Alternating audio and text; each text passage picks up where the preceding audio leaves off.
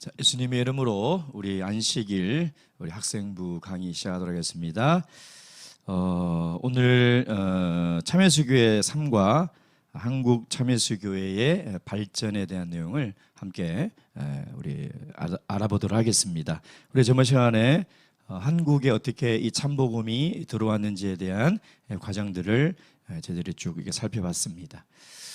근데 참 우리 한국 교회의 이 발전에 대해서 이 자료를 보면서 참 흥미로운 것은 뭐냐면 2000년 전 이른비 성령으로 세워진 그 예루살렘의 그 교회가 성장할 때도 보면 전혀 인간의 계획이 아니었다는 거죠.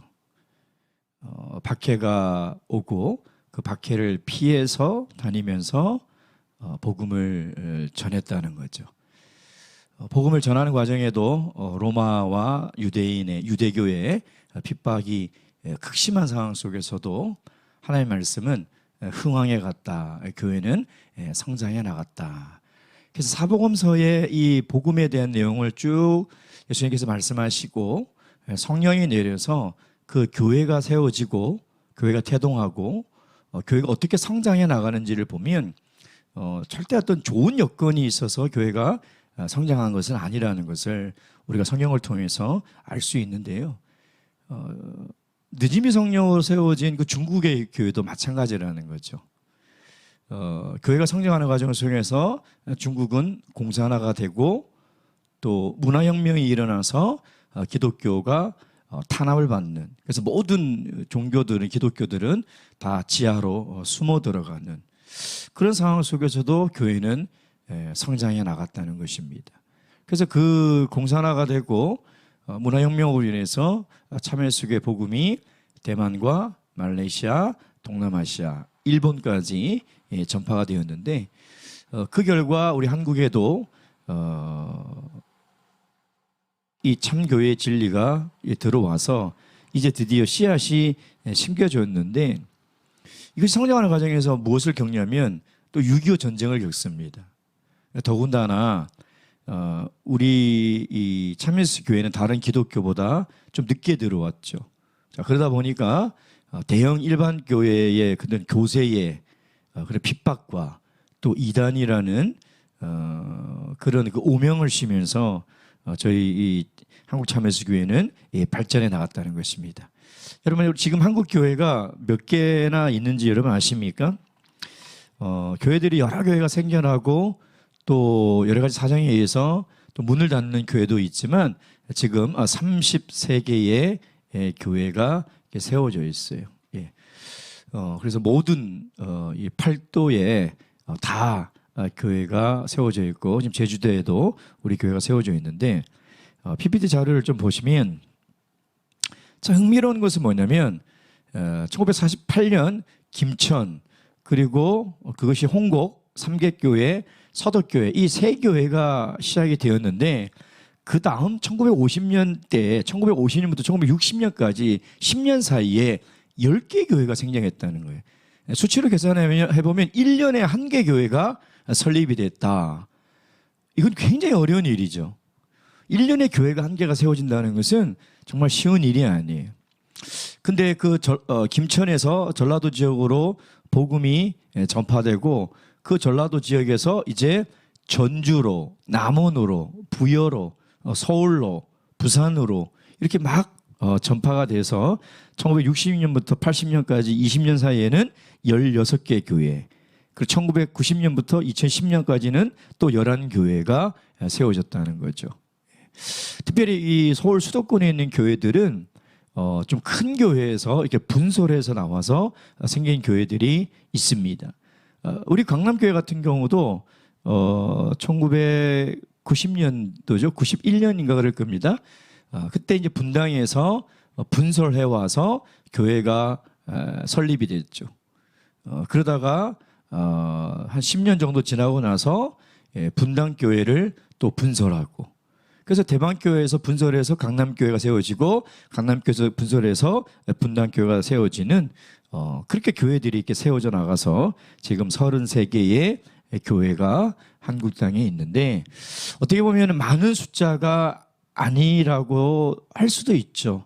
사실 더 힘을 내서 더 저희들이 더 복음을 전하고 더 많은 교회들을 세워야 될 사명이 분명히 있습니다. 33개 교회의 재적 신도는 약 3,500명에 출석 신도는 약 한 1,800명 정도 이렇게 안식일 이렇게 왔다 갔다 하는 그런 교세를 가지고 있어요. 이것이 우리 교회의 그 건물의 어떻게 보면 교회의 개수의 성장이죠. 자, 그런데 예루살렘에도 보면 교회가 성장할 때 예루살렘 교회가 총회 역할을 했듯이 총회는 굉장히 중요합니다. 이 총회가 하는 일이 가장 중요한 일이 뭐냐면 일단 진리를 지키는 일이 굉장히 중요해요.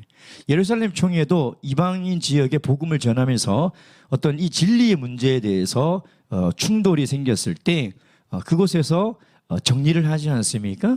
그것처럼 이렇게 많은 교회들이 세워지다 보면 진리가 조금씩 다르게 해석되고 적용되고 가르쳐질 수 있어요. 그때 이 진리를 하나로 지켜내는 것은 이 총회가 해야 될 굉장히 중요한 일이에요. 그리고 지교회들이 성장할 수 있도록 어떤 행정적 지원과 어떤 교육적 지원을 하는 것이 이 총회죠.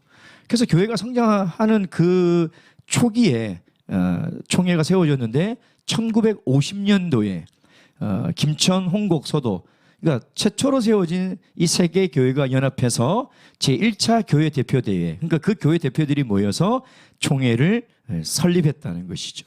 그래서 1950년도부터 총회가 세워지기 시작했어요. 그 자료를 쭉 보시면 그러다가 그 총회가 뭐 김천으로도 옮겼다가 1969년에 이제 어디로 가냐면 동대문 회기동 지금의 동북교회의 전신인 그 회기동 지역에 우리 정은진 목자님이라고 계세요. 미국에 가신 그 목자님 집에서 총회 사무실을 운영하다가 그러다가 나중에 1973년도에 이 총회 사무실이 어디로 가냐면 녹본동 지금의 서북교회의 전신인 녹본동으로 이전을 합니다. 자, 그러다가 1993년에 대방교회가 지금에 있는 모습으로 크게 건축을 하면서 이제 그쪽으로 총회가 이전이 됐죠. 자, 그렇게 보내다가 2001년도에 총회가 지금의 대전 총회 자리로 옮겨지게 됩니다. 그래서 사진을 보면 이 초기 때 우리 일꾼들이 가운데 계신 분이 이제 배영도 장로님이고요. 일꾼들이 총회의 사무소 앞에서 찍은 사진이에요. 그렇게 한 70년이 지나서 지금 대전 총회를 보면 이제 저것이 이제 2000년도에 매입을 해서 리모델링을 해서 이제 지금 총회 사무실을 쓰고 있는데 저기에는 총회 사무실, 그다음에 신학원, 그다음에 우리 교육부 행사 이런 것들을 하기 위한 공간들로 리모델링을 했죠. 이제 저곳이 지금 그 당시 유치원 건물로 쓰던 건물을 저희들이 매입해서 리모델링해서 사용을 하고 있었습니다. 근데 있잖아요. 사실 자국에서 이렇게 총회를 조직하고 총회 건물을 번듯하게 가지고 있는 나라들이 사실은 많지 않다. 그것을 보면 정말 하나님께 감사를 드립니다. 그래서 총회는 굉장히 교회 성장에 중요한 역할을 합니다. 그래서 진리도 지키고 행정장에서 질의를 해야 되는 뭐 징계도 해야 되고 여러 가지 해야 되는 부분에서 총회가 그 일을 감당했고요. 이제 지금 대전과 총회가 공동 건축을 하고 있는 거 여러분 아시죠? 이제 그게 올해 건축이 되면 이제 모든 총회가 했던 행사들은 이제 그곳에서 하게 됩니다. 그래서 어쩌면 이번 주, 다음 주 중3 수련회가 아마 이 지금 건물에서 하는 마지막 행사가 되지 않을까. 그러고 나서 이제 2022년부터는 지금 새로운 그 총회 대전교회와 공동 건축을 하는 그곳에서 모든 활동들이 이루어지게 될 건데요. 아주 그 교회는 평수도 100평 이렇게 반듯하게 100평의 4층의 건물이라서 굉장히 시설도 잘 갖추고 있고요. 아주 환경이 굉장히 좋은 그런 총회를 우리가 사용하게 될 것입니다. 자, 그 다음에 세 번째 우리가 교회 성장에서 좀 봐야 될 부분이 뭐냐면 영은혜예요. 영은혜. 이 영은혜라는 이 교회 문화는 대만에서 이제 온 거죠. 그러니까 대만이 영은회라는 단어를 씁니다. 그러니까 일반 교인들에게 우리 영은회 그러면 못 알아들어요. 그러죠. 영은회가 뭐야? 왜냐하면 일반 교회는 부흥회라는 말을 많이 쓰잖아요. 그러잖아요. 그거와 비슷한 개념이죠. 그래서 1년에 2차례 우리 강사님을 초청해서 어떤 교회의 어떤 영적 성장을 위해서 좀 집중해서 새벽 기도도 하고 또 예배도 드리고 하는 그런 행사인데요. 초기 때는 인근에 있는 여러 교회들이 이렇게 함께 모여서 예배를 드렸어요. 자, 그러다 보니까 인근에 있는 교회들이 모이다 보니까 막 힘이 나죠. 그리고 예배 때 모이는 수가 적으면 사실 힘이 떨어집니다. 근데 모이는 수가 많으면 그 힘이 있어요. 자, 그러다 보니까 영은회 때 성령도 받고 많은 이적 기사들이 있었는데요. 그때는 경제적으로도 많이 어렵다 보니까 다 자기 먹을 쌀을 이렇게 가지고 왔어야 됐어요. 그래서 그때는 막 그 쌀을 이렇게 보따리에 싸가지고 와서 자기가 먹을 쌀을 내면 밥을 먹으면서 이렇게 영은회를 참석을 하기도 했는데, 그러니까 낼 쌀이 없는 사람은 뭐 그 남은 누룽지도 먹고 또 굶고 뭐 그렇게 영은회를 했다고 합니다. 그래서 이 영은회가 이 교회의 어떤 그 성장, 영적인 그 성장에 굉장히 중요한 역할을 하는 그런 교회의 행사였다. 이것이 지금까지도 이어져서 아직도 우리 한국에 있는 모든 교회들이 1년에 한 차례 이상 2차례씩 영은회를 하지 않습니까? 그 아주 좋은 전통이 잘 이어지고 있는 모습을 우리가 볼 수 있습니다. 자, 두 번째 우리가 좀 봐야 될 것은 뭐냐면 이제 인재 양성의 부분입니다. 인재 양성. 결국 교회의 성장은 건물이 증가하고 건물이 커지는 것이 교회 성장이 아니죠. 교회는 사람입니다. 그러니까 사람을 어떻게 잘 길러내느냐, 이거 굉장히 중요한데, 그 중에서도 제일 첫 번째 중요한 게 뭐냐면 교회의 영적 리더를 길러내는 거죠. 목회자죠. 이 목회자를 잘 양성을 해야 합니다. 잘 양성을 해요. 자, 그래서 1963년도에 한국에서 최초로 일기 신학원을 개최를 합니다. 그때 한 3-4분의 우리 선배 목자님들이 자원을 해서 훈련을 받는데, 그때는 지금처럼 막 3년, 4년 이렇게 하지를 않았어요. 여러 가지 이유를 통해서. 왜냐하면 당장 목회자가 지금 보세요. 1963년이면 이미 교회들이 많이 세워져 있는 상태예요. 근데 목자가 없이 집사님들이, 장로님들이 목회를 하다 보니 너무나 힘든 거죠.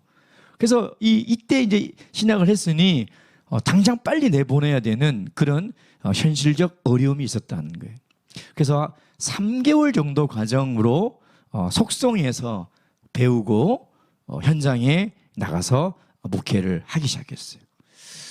그러다가 이제 부족한 것이 느껴서 1963년에 대만에 가서 또 이제 한 3개월 정도 과정을 공부하고요. 자, 그러다가 아무래도 이렇게 신학이라는 이 학문이 사실 굉장히 전문성을 가진 학문이지 않습니까?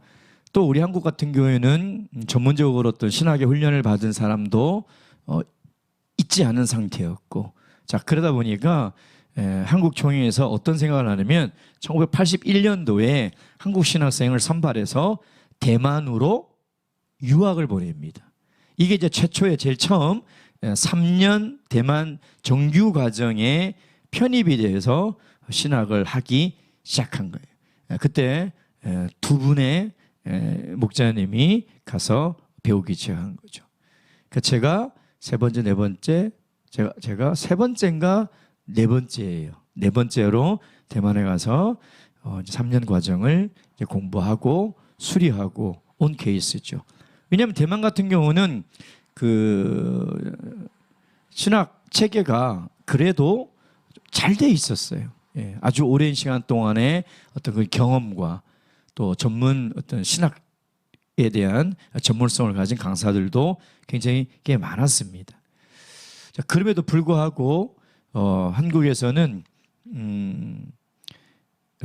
이 국제 교류를 위해서 또 중국어가 필요한 상황이었거든요. 목자님 중에서 중국어를 또 해야 되는 상황이다 보니까 여러 가지 이유로 대만을 이렇게 보내기 시작했습니다. 그러니까 모든 기술을 다 보낸 게 아니라 이때쯤 좀 이제 보낼 필요가 있다? 그러면 이제 보내고 아니면 한국에서 신앙을 했어요. 이렇게 되다 보니까 문제점이 뭐냐면 한국 신학이 성장하지 못하는 거예요. 한국 신학원이. 왜냐하면 신학생이 있으면 강사님들이 그 과목을 연구하고 강의를 하지 않겠습니까? 근데 대만어로 보내다 보니까 이제 그게 잘 안 되는 거죠. 그래서 이제는 우리 한국도 좀 자력으로 이 신학의 질적, 양적 성장을 가져가자. 그래서 2000년대부터는 이제 한국에서 신학을 하면서 중요한 과목들, 5대 교리라든지 아주 중요한 과목들은 이제 대만이나 연총의 강사님을 초청해서 듣고 나머지는 한국에 있는 목자님들이 신학 강의를 하면서 지금 하고 있어요. 그래서 자체적으로 신학원을 운영을 하고 있는 거죠. 사실 전 세계에 우리 참여예수 교회 총회가 있지만 우리 한국 신학원의 수준은 굉장히 높습니다. 이건 제가 한국 목자이기 때문에 하는 말이 아니라 강호 목자님이 한국에 오셔서 다른 여러 나라들도 돌려봤지만 정말 우리 한국의 신학원의 수준은 높다라고 평가를 하시고 칭찬을 많이 하셨어요. 그래서 자체적으로 이 신학원을 가지고 운영하고 있는 나라도 진짜 많지 않습니다. 그러니까 그만큼 한국 교회는 양적으로나 내용적으로나 성장해 나가고 있다는 것입니다. 그 다음에 이 사람을 세우는 두 번째 중요한 사람들이 누구냐면 성직자예요. 성직자. 집사님, 장로님. 그러니까 이 성직자, 이 장로님들과 이 집사님들은 우리 일반 교회하고는 또 다릅니다. 일반 교회의 집사님들은 사실 그냥 거의 우리 참여수교로 치자면 임원 정도라고 생각하면 돼요. 그러니까 교회 일을 열심히 해야 되는 사람들을 그냥 다 거의 집사로 시켜주죠. 근데 우리 참여수교회는 집사님을 성직자, 즉 목회자와 똑같은 성직의 개념으로 안립을 한다는 거예요. 그러니까 집사님은 설교도 할 수 있고요. 성찬례 떡도 만들고 하는 성례도 집행할 수 있고 참여할 수 있고 장로님은 뭐 말할 것도 없고요. 예. 그래서 일반 교회 장로와 집사는 다르죠. 그래서 이 장로와 집사, 이 성직자는 목회자와 함께 사실 협력해서 교회를 목회를 해야 되는 성직자예요. 그러니 굉장히 훈련이 필요하겠죠. 그렇죠. 예. 그래서 이 훈련을 어떻게 할 건가라고 이제 생각을 해서 1972년도에 대만에 있는 신학 원장이었던 양요한 목자님이 한국에 오세요. 한국에 오셔서 전국에 있는 이런 장로 집사에 합당한 사람들 또 앞으로 될 사람들을 다 김천에서 교육을 합니다. 제가 성도님들 얘기 들어보면 1972년도에 그 강습회를 잊지를 못하시더라고요. 거기서 공부했던 내용들. 그래서 그곳에 참석했던 분들 중에 장로님 집사님 안립을 받으신 분들이 굉장히 많아요.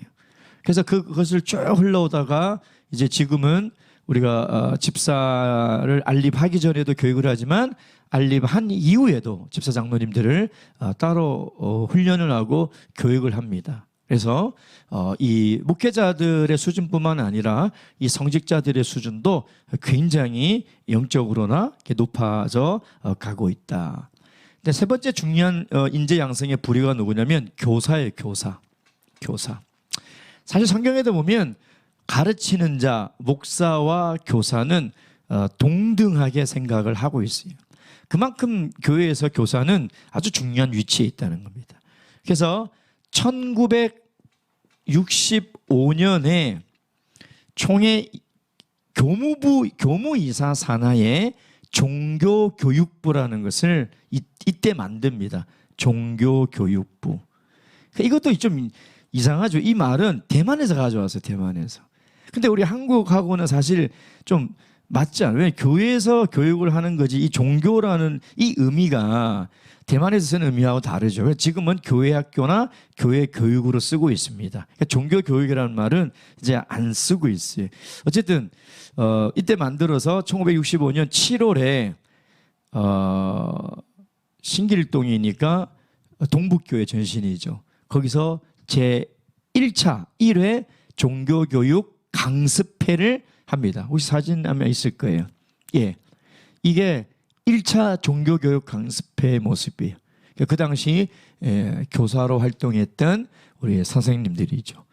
자, 그것이 지금 쭉 흘러서 수십 년이 흘러서 지금은 우리 교사 교육이 얼마나 발전했습니까? 1년에 뭐 2차례, 3차례 또 지교에서도 또 교재도 잘 나오고 있지 않습니까? 사실 이렇게 교재가 나오기 시작한 지 얼마 안 됐어요. 2000년 지나서 교재가 나오기 시작했어요. 물론 이때도 교재를 열심히 만들었지만 지금처럼 커리큘럼이 체계화되고 그러지 않았습니다. 뭐 교환 이런 것은 아예 없었어요. 정말 열악한 속에서도 교사들을 잘 양성했던 거죠. 그래서 이 세 가지 인재 양성에 힘쓴 결과 우리 한국의 참여스 교회는 지금도 계속 성장을 하고 있다는 것입니다.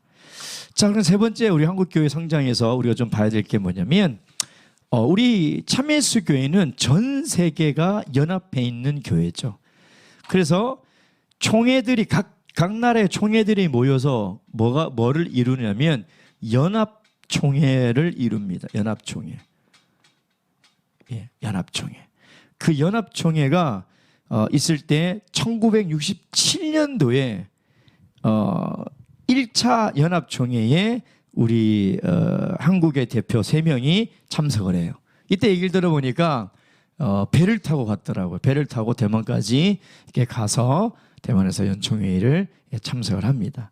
그때부터 계속 지금까지 대만 연총회 한국 대표 또 진리연구위원들 또 뭐 여러 가지 뭐 교육부 책임자들 해서 이렇게 보내고요. 지금은 2년에 한 번씩 그 나라별로 돌아가면서 연합총회를 하고 있습니다. 그럼 각국 대표들이 모여서 안건도 의결하고 진리도 토론하고 연구하고 사업도 같이 구상하면서 해나가고 있고요. 그래서 우리 한국교회가 예전에는 연합총회의 지원을 굉장히 많이 받았어요. 특히 대만 총회에 물적, 인적 그런 지원들을 굉장히 많이 받았는데 이제는 우리도 연합총회의 한 일원이 되어서 세계선교에 도움을 주는 그런 교세로 그런 나라로 이렇게 성장을 했다는 것입니다. 그래서 연 2년 하고 있는데요. 사진에 보면요, 이게 이제 제 1차 대만이고요. 그다음 사진을 보면 이게 이제 한국에서 열린 건데 연총 회의는 아니고요. 연총 상무이사회입니다. 전 세계에 있는 연총회 연합의 상무이사회를 한국에서 한번 개최를 했었어요. 2012년도에. 사실 연총회에서 한국도 이제 세계 연합총회 회의를 개최해야 되지 않냐. 근데 사실 굉장히 많은 인원이 모이거든요. 참석하는 대표만 100명이 넘고 가족들까지 다 합치면 사실 굉장히 많은 인원이 오기 때문에 사실 마땅한 장소가 없어요. 저희는 교회들이. 나중에 혹시 대방교회라든지 아니면 우리 대전총회교회가 크게 지어진다면 우리 한국도 세계연합총회 대표회의를 할 수 있는 날이 곧 오지 않을까 이런 생각을 한번 해보게 됩니다. 내년에는 인도네시아에 있어요. 예, 그때 이제 저도 3월에 참석하게 되는데 그래서 우리 한국에도 각 교회들이 그 납부금이라는 게 있잖아요. 그 총회에다 납부금을 내면 그것으로 한국 총회에 사업을 하듯이 각 나라마다 납부금이 있어요. 그걸 내면 연합총회에 또 사업을 하고 있습니다. 자, 그다음에 두 번째는 뭐냐면 각 나라들과 신학 교류를 합니다. 신학 교류. 예. 뭐 가장 많이 하는 곳이 우리 한국과 대만을 많이 했죠. 그래서 신학생도 보내지만 더 많은 교류는 뭐냐면 강사님들을 많이 초청해 왔어요. 강사님들을 많이 초청해 왔고 또 몇 년 전에는 대만의 신학생들이 또 한국에도 많이 이렇게 오고 또 이렇게 강사님들도 이렇게 대만 신학 다시 그 전에 거 보면은 이렇게 신학생들도 가지만 몇 년 전에는요 현임 목자님들이 두 분씩 대만에 가서 목자 연수를 받았어요. 예, 1년 동안 수업도 듣고 중국어도 배우면서 그래서 우리 한국에 있는 목자님들이 많은 목자님들이 중국어를 하죠. 근데 이제 좀 떠듬떠듬한다? 그럼 그분들은 1년 갔다 온 분들이에요. 좀 유려하게 잘한다? 그러면 3년 갔다 오신 분들이에요. 그렇게 구분하시면 됩니다. 그래서 이런 신학교를 하고요. 지금은 또 우리 강항 목자님 같은 경우는 매년 이렇게 오셔서 우리 목자님들에게 신학 그 연수를 하고 있지 않습니까? 그래서 이런 어떤 신학적인 교류들도 우리 연총이라는 조직 안에서 굉장히 활발하게 이루어지고 있다. 그다음에 마지막 세 번째는 뭐냐면 우리 성도 간의 교류입니다. 우리가 중국이나 대만이나 굉장히 발전한 그 나라들을 귀로만 듣고 있었어요. 예전에는요. 왜냐하면 해외를 나간다는 것은 1980년 이전까지는 꿈도 꾸지 못할 일이었어요. 비행기를 한번 타고 해외 나간다는 건 정말 어려운 일. 근데 해외여행 자유가 되면서요. 이제 많은 성도들이 갔다 오기 시작한 거예요. 근데 대만에 갔다 온 모든 성도님들이 막 변해가기도 하고 또 거기서 받은 은혜를 얘기를 하는데 도대체 정말 그럴까 막 너무너무 궁금한 거죠. 그래서 가보면 정말 야 우리 참여수교회가 정말 크고 성도님들의 사랑이 너무나 뜨겁고 이런 것들을 받고 돌아오면 저도 신앙의 성장을 느끼고 합니다. 그래서 대만, 중국, 말레이시아 이런 동남아에 있는 교회들을 우리 한국에 있는 성도님들이 굉장히 많이 방문합니다. 일본도 방문하죠. 예. 그래서 우리 목자님들도 우리 몇 년 전에 사진에 보면 여기 보면 중국 교회를 방문했었어요. 그러니까 중국 교회의 규모와 조직에 대해서 좀 알고 싶어서 방문해서 알게 됐고요. 그뿐입니까? 해외에 있는 성도들이 또 한국 교회를 얼마나 많이 방문합니까? 예, 우리 또 우리 한류 K-팝이라든지 K-드라마라든지 이런 것들에 또 인기에 힘입어서 많은 해외에 있는 성도와 청년들이 단체나 또 개인적으로 많이 교류를 하고 있습니다. 이제 예전에는 사실 한국교회 방문하면 교회에서 안 주무셨어요. 첫째, 잘 공간도 없었고 어떻게 접대해야 될지 몰랐어요. 대만에서 오면 다 호텔에서 주무시고요. 교회는 그냥 들렸다 갔어요. 근데 지금은 그러지 않죠. 교회에서 주무시고 교회에서 접대하는 그만큼 한국 교회도 굉장히 이렇게 성장하게 됐다는 것입니다. 그래서 신학적인 교류도 굉장히 활발하지만 성도 간의 교류도 굉장히 활발한 또 앞으로 더 활발해질 수 있는 그런 나라가 우리 한국이다. 그래서 한국 교회가 70년 넘어가면서 비록 일반 교회처럼 막 그렇게 막 폭발적인 성장이나 그렇게 하지는 않죠. 근데 그들은 어떤 인적 또 재정적 어마어마한 그 재정으로 운영하고 있지 않습니까? 근데 우리 한국의 참여수교회는 초기 때에도요. 참 이렇게 가난하거나 배움이 짧거나 정말 약한 어떤 사람들이죠. 근데 하나님은 그 약한 자들을 들어쓰셔서 하나님의 교회를 끊임없이 이렇게 성장해 나가고 있다. 이제 여러분 세대가 앞으로 2020년대, 30년대 갈수록 우리 한국 교회가 어떻게 더 변화하고 발전하고 성장해 나갈지 그것은 이제 여러분의 어깨에 달려 있다는 것입니다. 정말 어려운 환경과 어려운 여건 속에서도 한국 교회를 사랑하시고 또 지금 이 자리까지 있게 해주신 하나님께 감사를 드리며 이 초기의 어떤 일꾼들과 성도들의 눈물과 땀과 피가 없었다면 우리는 이렇게 좋은 환경에서 신앙생활을 할 수 없었다는 것을 꼭 기억하셔서 한국교회 성장을 위해서 또 전 세계에 있는 교회 성장을 위해서 늘 기도하는 우리 그런 학생들, 청년들 되기를 주님의 이름으로 축원드립니다. 묵도하시겠습니다. 할렐루야, 아멘.